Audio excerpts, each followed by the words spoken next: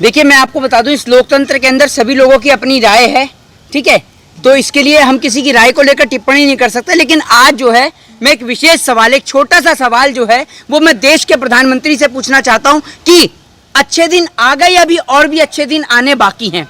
देश की 125 करोड़ की जनता के प्रधानमंत्री नरेंद्र मोदी जी से आज एक छोटा सा सवाल पूछना मैं चाहता हूं, और देश के उन तमाम लोगों से कि नरेंद्र मोदी जी आप एक काम करिए कि आप एक बार फिर से नोटबंदी करिए और एक बार फिर इस देश के लोगों को लाइन में लगाइए और एक साथ उन सबके अंदर सिरिंज डाल के सबका खून निकाल के एक बारी में उनको खत्म कर दीजिए ना। क्यों बार बार तिल करके मार रहे हैं? आपने इस देश के अंदर की स्थिति वो कर दी। आप पहले तो कहते हैं वन नेशन वन टैक्स, आपने इतने सारे टैक्स लगा दिए। दूसरी बात, कभी जीएसटी आ गया, अब कॉल सुनने पर पैसा, ठीक है ना, कॉल करने पर पैसा, इसके अलावा बैंक में पैसा रखने पर पैसा, बैंक से निकालने पर पैसा टैक्स लगता है, ठीक है ना, और घर के अंदर रखो तो आप अपराध करते हैं। जनता करे तो करे क्या? जनता आत्महत्या कर ले। दूसरी बात, देश की 125 करोड़ जनता में से 30% जनता तो आपको भगवान मान चुकी है।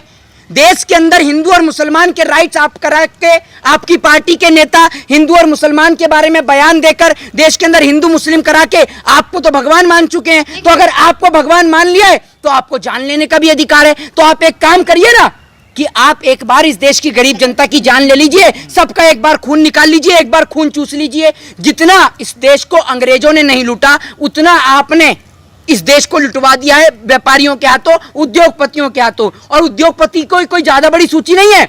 उद्योगपतियों में अंबानी अडानी जैसे कोई 4-6 लोग ही हैं जिनके हाथ में आपने पूरा देश दे दिया है। दूसरी बात, अब तो हम ये भी नहीं कह सकते कि भैया कि मुंह से आप निवाला छीन लेंगे, क्योंकि आप तो पहले ही मुंह से निवाला छीन चुके हैं। आपने रोटी के ऊपर, खाने के ऊपर, खाद्य पदार्थों के ऊपर टैक्स लगा दिया।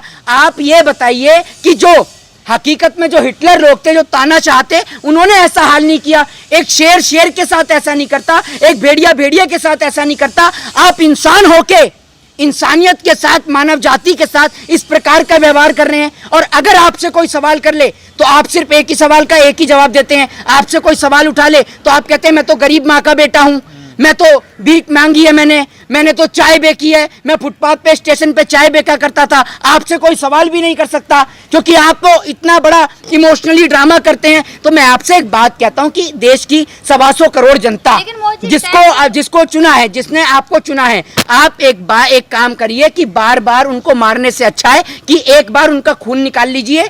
और एक बार खून निकाल के, क्योंकि खून ही बचा है शरीर में और कुछ तो बचा नहीं है, खून ही निकाल के उसको भी बेच दीजिए। टैक्स लगने से गलत क्या है? अब तो हर एक देशवासी देश हित के लिए पैसा दे रहा है टैक्स के जरिए। अरे आप एक बात बताइए, सारे टैक्स आप इस देश की जनता के ऊपर लगाएंगे हैं? ये बताइए, सारी ब्रांडेड चीजों पर आपने जो, आप एक बात बताइए, ये जो टैक्स लग रहे हैं, ये जो टैक्स लग रहे हैं, ये टैक्स से आपको पता है व्यापार कहाँ जा रहा है सारा?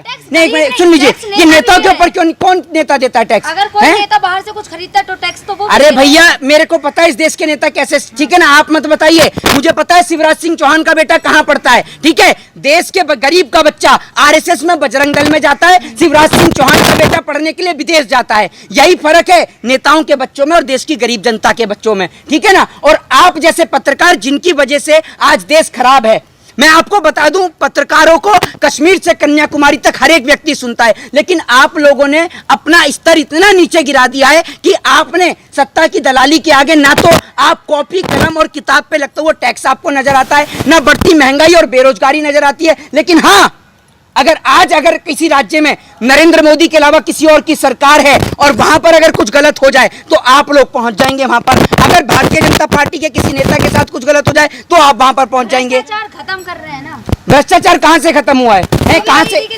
अरे आप एक सुन लीजिए मुझे, ऐसे भ्रष्टाचार खत्म होता है? कहां से मास कॉम करके आई है? कहां से जर्नलिज्म किया है आपने? ये बताइए मुझे। एक ही पार्टी जो सत्ता में नहीं है, एक पार्टी जो सत्ता में नहीं है, उनके यहाँ पर आप छापे पड़वाए जा रहे हैं, विपक्ष पर छापे पड़वाए जा रहे हैं। लेकिन जो पार्टी सत्ता पक्ष में है उसके घर पे कोई छापा नहीं पड़ रहा। वो राजा हरिश्चंद्र नहीं, राजा हरिश्चंद्र की सारी छठी औलादें सारी बीजेपी में ही है ना? है संत है तो संत को पैसे की जरूरत नहीं है। संत हवा खाते हैं, रोटी नहीं खाते क्या? संत कैसी बात कर रही है? और संत कौन से राजनीति में आते हैं? तो आप एक बात मुझे बताइए ना, आप खुद ही क्यों नहीं संत बन जाती? अपने पिताजी को बोलिए संत बन जाएं, अपने पिताजी को बोलिए ना संत बन जाएं। मोदी जी कहते तो है मुझे सत्ता का लालच नहीं है, फकीर हूँ, झोला उठा के चल दूंगा। अरे ऐसे कैसे आप चले जाएंगे? सत्ता का लालच नहीं तो छोड़ दीजिए। सत्ता का लालच नहीं तो छोड़ दीजिए। देश सेवा कर रहे हैं। जितना इस देश को अंग्रेज नहीं लूट पाए उतना इस देश के व्यापारियों को व्यापारियों के हाथों नरेंद्र मोदी जी ने इस देश को लुटवा दिया है। अब आप सबसे अमीर आदमी में तीसरे नंबर पे, तो दिक्कत क्या है? देश देखिए ना कितना विकास हो रहा है।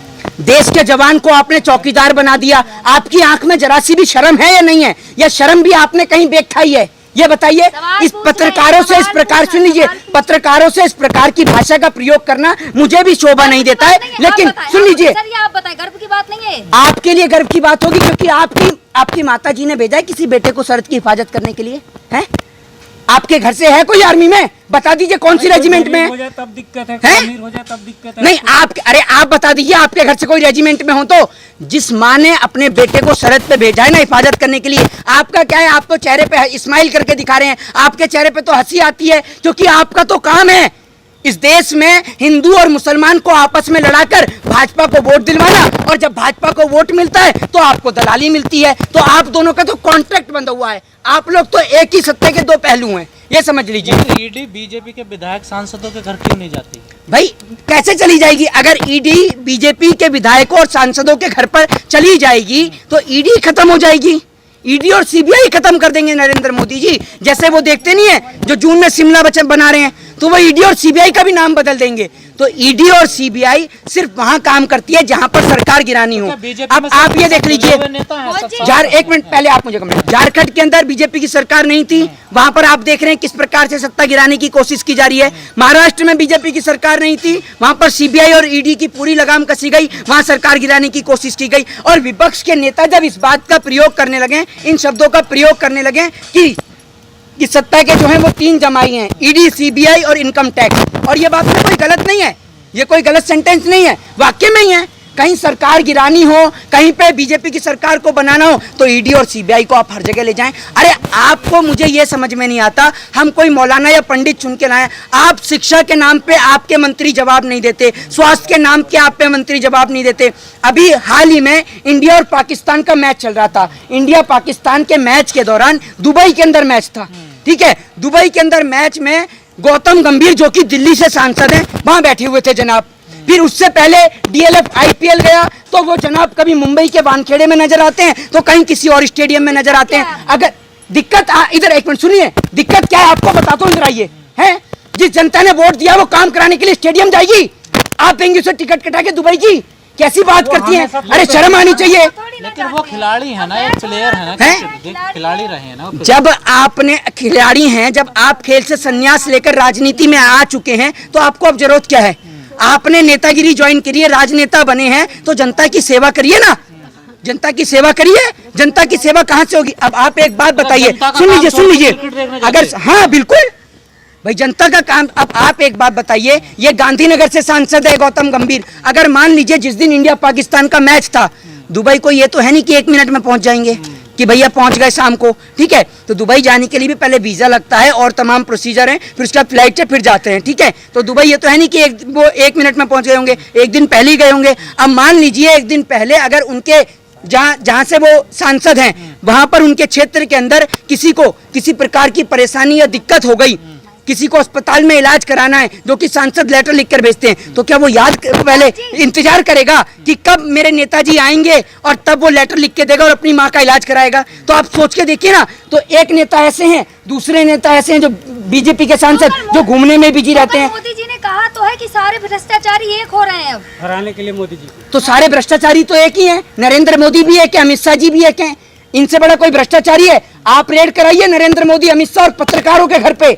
इस देश के सबसे बड़े भ्रष्टाचारी हैं पत्रकार। आप सोचिए ना, जो पत्रकार कल तक किसी चैनल में काम किया करते थे आज अपना अपना स्टूडियो खोल के बैठे हैं, कहां से आ रहा है पैसा? कल तक जो ओला उबर की कैबे बुक जो कल तक जो ओला उबर की कैबे बुक कर करके आते थे आज वो खुद की अपनी गाड़ियां लेके आ रहे हैं, ऑडी, मर्सिडीज और फॉर्च्यूनर लेके आ रहे हैं। बहुत शौक है ना। अरे सुन लीजिए, बहुत शौक है ना सीबीआई और ईडी की दूसरे के घर पे रेड दिखाने का। करा दे पत्रकारों के घर पे, पता चल जाएगी आपको, अपनी हैसियत पता चल जाएगी। सारा देश को लूट कर आप लोगों ने रखा है और आप लोग सुन लीजिए, सारा किन पत्रकारों की तरफ है? देश की दलाल मीडिया के तमाम पत्रकार जो अपने चैनल में नरेंद्र मोदी जी का प्रचार करते हैं। अगर आप चैनल चलाना है तो सारे विपक्ष के नेताओं का फोटो लगाइए, सत्ता पक्ष के नेताओं का भी लगाइए। आप सिर्फ एक ही नेता का फोटो लगा रहे हैं, मोदी जी का। मोदी जी चलवा रहे हैं चैनल, हैं तो मोदी जी चैनल चलवा रहे हैं, ये बताइए। मोदी जी ना अच्छे काम कर रहे तो हैं। बाकी किसी राज्य में काम नहीं हो रहा? नहीं, मोदी जी आए, मोदी जी ने जिस दिन जन्म लिया तभी आपके तन पे कपड़े आए हैं। उससे पहले आपके पिताजी, माताजी या दादी जी होंगी, भूखे नंगे थे सब परिवार के लोग। जब मोदी जी ने जन्म लिया तब आपके घर में निवाला आया रोटी का। जब मोदी जी ने जन्म लिया तब आपके घर में कपड़े आए। बताइए, जिस स्कूल में पढ़ती थी आपके पिताजी, आपके दादाजी पढ़े थे, कहां से पढ़े थे? हैं या पीपल के पत्ते पहन के घुमा करते थे 2014 से पहले? ये बता दीजिए किस प्रकार की पत्रकारिता आप करती हैं ना, और उसके बाद आप हंस के दिखाती हैं। आप लोगों को देश ने सुनने से इनकार कर दिया है और आपको शर्म आनी चाहिए इस बात के लिए। देश की जनता आज शिक्षा, स्वास्थ्य और रोजगार के नाम पर सवाल करना जानती है, ना कि हिंदू और मुसलमान के नाम पर। योगी सरकार यूपी में मदरसों के सर्वे करवा रही है, क्या है इसके पीछे मंशा सर्वे? मेरे को एक बात आप बताइए, मदरसों के आपसे सर्वे करवा रही है कोई? इनका दिल्ली का जो नेता है वो जो है वो दिल्ली के स्कूल देखने के लिए जा रहे हैं। चलें क्या एक दिन यूपी के स्कूल देख लेते हैं कैसे हैं? यूपी के स्कूल में गाय भैंस चारा चर रही हैं। बताइए, जरा सी 4 बाल्टी पानी की गिर जाए तो बाढ़ आ जाती है यूपी के स्कूलों में। ये तो हालत है यूपी के स्कूलों की, सबको पता है। आपसे पेपर संभलते नहीं है, कोई पेपर करा दो वो पेपर लीक हो जाता है। जिस सरकार के मुख्यमंत्री से पेपर नहीं संभल रहा वो देश क्या खाक संभालेंगे? तो आप सोच के देखिए और इस सवाल को सोचिए कि अच्छे दिन आ गए या भी आने बाकी हैं।